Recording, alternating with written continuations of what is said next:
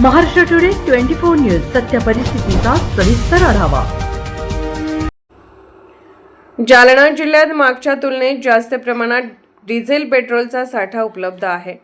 Petrol डिझेलची मागणी वाढली आहे। जिल्ह्यात इंधन साठ्यामध्ये कोणतीही कमतरता नाही।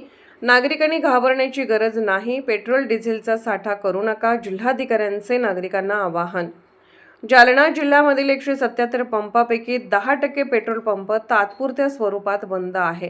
जिल्हाधिकाऱ्यांची माहिती, जालना जिल्ह्यात मागच्या तुलनेत जास्त प्रमाणात डिझेलचा आणि पेट्रोलचा साठा उपलब्ध असल्याची माहिती जालना जिल्हाधिकाऱ्यांनी दिली आहे।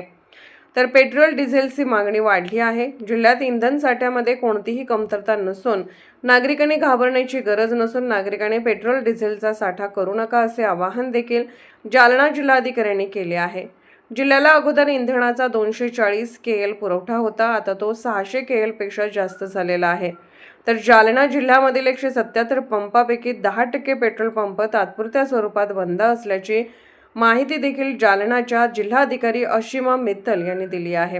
मॅडम, जिल्ह्यामध्ये काय स्थिती? अनेक पेट्रोल पंपावरती नो स्टॉकचे बोर्ड आहे, तर काही पेट्रोल पंपावरती गर्दी पाहायला मिळते। काय इंधनाची काय परिस्थिती मॅडम आपल्या जिल्ह्यात? आपल्या जिल्ह्यामध्ये इंधनाची परिस्थितीबद्दल मी सगळ्यांना सांगू इच्छिते की आपल्याकडे पेट्रोल आणि डिझेल जे आहे ते मागच्या पेक्षा जास्त प्रमाणात आहे उपलब्ध, तरीही त्याची कमतरता लोकांना भासत आहे, कारण डिमांड खूप जास्त वाढलेली आहे।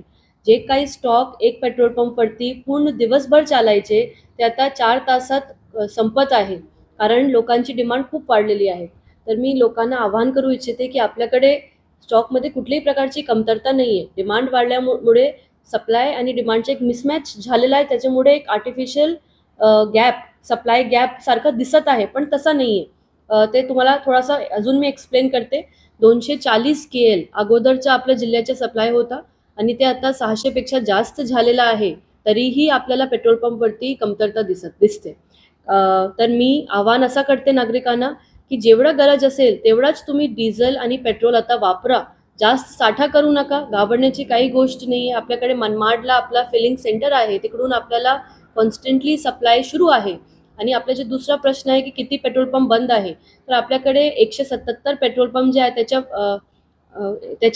त्याच्यामध्ये जवळपास 10% पेट्रोल पंप काहीतरी टेम्पररी बंद आहे, कारण त्यांचे पेट्रोल डिझेल आत्तासाठी संपलेलं आहे, पण ते रिफिल होणार आहे, त्याचे काही विषय नाही। आणि 2 पेट्रोल पंप जे बंद झाले त्यांच्या टॅक्सेशनचा विषय होता, म्हणून ते बंद झालेले आहे। तर मी नागरिकांना आवाहन करते की कुठलीही अफवावरती विश्वास न ठेवता तुम्ही प्रशासनाच्या सहकार्य करा आणि जेवढं गरज असेल तेवढाच पेट्रोल आणि डिझेलचा आता वापर करा। महाराष्ट्र टुडे मराठीसाठी ब्युरो रिपोर्ट विलास गायकवाड, जालना।